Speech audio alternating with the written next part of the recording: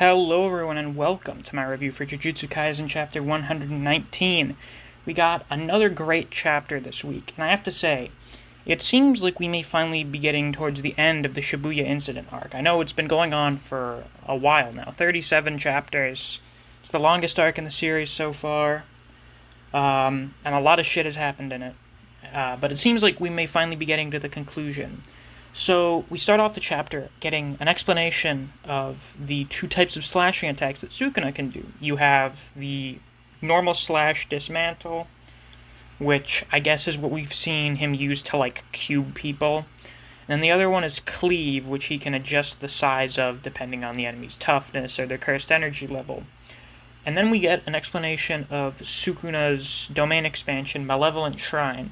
And apparently it's actually almost completely different from all other domain expansions, and that it's not like a enclosed space as we've seen with Mahito's domain expansion that I can't remember the name of, or Gojo's Immeasurable Void. It's different than those, in that it's not a separate space. It's just sort of like a zone in which he exerts his influence over, and they describe it as being a divine technique. So this just goes to show you how powerful Sukuna is supposed to be. His domain expansion is on a completely different level from all others. It's like a godly technique. And do we see that? So he's able to control the radius of it, but he's in the middle of the city. So like several city blocks worth of civilians just get instantly obliterated by Sukuna, who is inhabiting Yuji's body. We will get into the implications of this shortly. Maharaga is killed. So the normal undodgeable attacks do not kill Maharaga, so he adapts to them. And before he can do that, Sukuna uses that thing he did when he fought Jogo to start using fire. And now we see that the phrase he used is open. So what does that mean exactly? What is he opening? I'm not sure. I haven't had enough time to really think about it yet. But it may I'm really not sure. It may be like open to this realm of some kind. I don't know. We're not really sure how Sukuna became a cursed spirit yet, so it may have something to do with that. Maybe he accessed this, like, cursed realm or something. Who knows? But he uses the ability that he used on Jogo, and he destroys Maharaga. So Megumi will not be getting Maharaga this time around. We're going to have to wait a little bit, which is fine, because Maharaga being able to take on Sukuna for that long, when none of the other special grades would have stood a chance against him. Jogo, who at the time is pretty much the strongest of the special grades. That's pretty crazy. So Megumi is going to be getting a power-up later. We're going to have to wait a little for him to get it, which is fine, I guess. So I assume that will come later on at some pivotal point in the story. So for now, Sukuna is going to be on another level from these people, which I guess means Nobara doesn't need a huge power-up if Megumi's not getting one right now.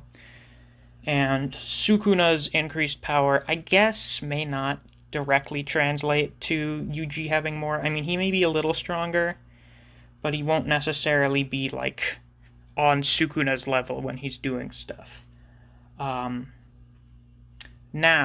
Ponytail has finally had his name and curse technique revealed. So his name is Shigemono Haruto, or Haruto Shigemo. And his curse technique is stored miracles. So little everyday miracles are erased from his memory, and they're stored. And these stored miracles are released when his life is in danger. And the markings under his eyes are showing how many miracles are stored, but he's not aware of this. Now, the marks on his face were something that I had seen people point out before, and I had never actually noticed it myself. I'm not very perceptive of these things. So it's always a good idea to check the subreddits every once in a while. And when we saw his fight with Nanami, which was really more just Nanami beating the fuck out of him, the marks on his face were disappearing. They were like filled up and then they were empty. However, unfortunately for Haruta, his miracles ran out when he encountered Nanami, and Sukuna cut him in half sideways, like not vertically up the middle of his body, vertically down the side of his body. So the front and back of his body are disconnected. That's so gruesome, and I'm so glad he did that. That guy was so annoying. Thank God. You know, credit to Sukuna where it's due. He's really good at getting rid of these obnoxious assholes. Remember when he basically shit on Mahito when he first fought Yuji? That was great. Now, we have the principal and Doctor Lady. This is the very end of the chapter. And they see Megumi, who's passed out. And for a second, the principal thought that he had seen Yuji, or he's not sure if it's Sukuna. And the last panel of the chapter is Yuji looking very distressed. And I say Yuji because the extra eye on his cheek is closed, and the tattoo marks for Sukuna are gone. So Yuji's back, Sukuna's rampage is over, and holy shit was it a rampage for like... When did they bring him back? It's been like 7 chapters or something. That was a pretty good run. That's the longest he's been out and about doing shit. But it looks like Yuji's finally back. And he just came back after the cursed spirit inhabiting his body just killed probably several hundred people. So, if you recall back to like chapter 12... Yeah, it was 12. I think. 11 or 12. When Yuji and Sukuna were inside his like internal domain, or whatever it was called. Basically Sukuna's heart. They made a deal. It was their binding vow that if Sukuna got control, he wouldn't be allowed to hurt anyone. Like, anyone good, I guess. And with Yuji having killed humans, quote-unquote, already, they're like the transformed humans that Mahito made, I assume the conditions subconsciously for Yuji changed as to what Sukuna was not allowed to kill. He's not allowed to kill his friends, and he's not allowed to kill civilians. But he could still kill, like, enemies, so him killing Geto's disciples was, like, a non-issue. And with, Haruto. Did I forget his name already? Haruta. Well, it doesn't matter anymore, he's dead, so no one gives a shit. The conditions of that, I assume, have changed, so it's fine if Sukuna kills, like, evil Jujutsu sorcerers. But he just killed a shitload of innocent people, controlling Yuji's body. That is going to be very tough for him to deal with. And, man, it really sucks. I don't think we've ever seen him sad like this before. Now, where do we go from this? There are still a few loose ends to tie up. We don't know where Chozo went. We do not know where Mahito is. Mahito has been missing for, like, almost 30 chapters. We have no idea where he is right now. And then we have Mei fighting Imposter Geto.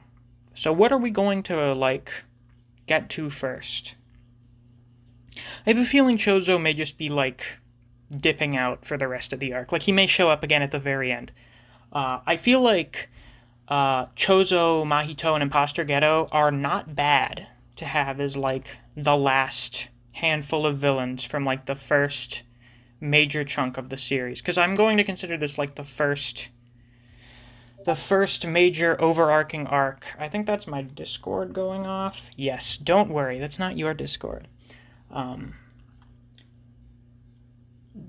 It's possible Imposter Geto may actually die, but it won't be, like, the brain thing controlling him, because we still have no idea what the hell that is. So maybe Imposter Geto will die, but the brain thing will find someone else. Who knows? Maybe we'll even take Mei Mei's body. That would suck. But they'll probably be the new lead bad guys now that the main special grades are dead. And we still have those other disciples of his. The other of Geto's disciples. So, we'll have to see what happens with them, I guess. But it definitely feels like we're getting to the conclusion of the arc now that most of the villains are dead and that Sukuna's back under control. Do I think we're going to free Gojo at the end of this? Maybe. It would be nice to have Gojo back. But the implications of Gojo staying missing for a long period of time have interesting implications on the world. Like, they described it as essentially Gojo being like an essential force in the Jujutsu world, and him being absent is going to, like, mess everything up. Everything will be fucked if they find out that Gojo is not a factor anymore. So Gojo staying missing for an extended period of time will allow for a lot of crazy interesting stuff to happen. So maybe he will go missing. I don't want to say I hope they don't free him, because I love Gojo. But I won't feel too bad if they don't, because that will give Gege a lot of very interesting opportunities to do stuff without people being able to say, well, why doesn't Gojo just show up and fix everything? Because that's just kind of how Gojo works. Gojo's strong enough to just show up and fix everything. But I guess we'll have to see how this continues next week. If you enjoyed this video, please like and subscribe. I do Jujutsu Kaisen reviews every week. If you enjoy discussing Jujutsu Kaisen with other people, please check out my Discord server. I'll have a link in the description below. If you enjoy other series such as Record of Ragnarok, Chainsaw Man, Kengan Omega, Solo Leveling, and Bleach, I do videos on those series as well. So if you're interested, check out my channel. Thanks for watching, and I'll see you around.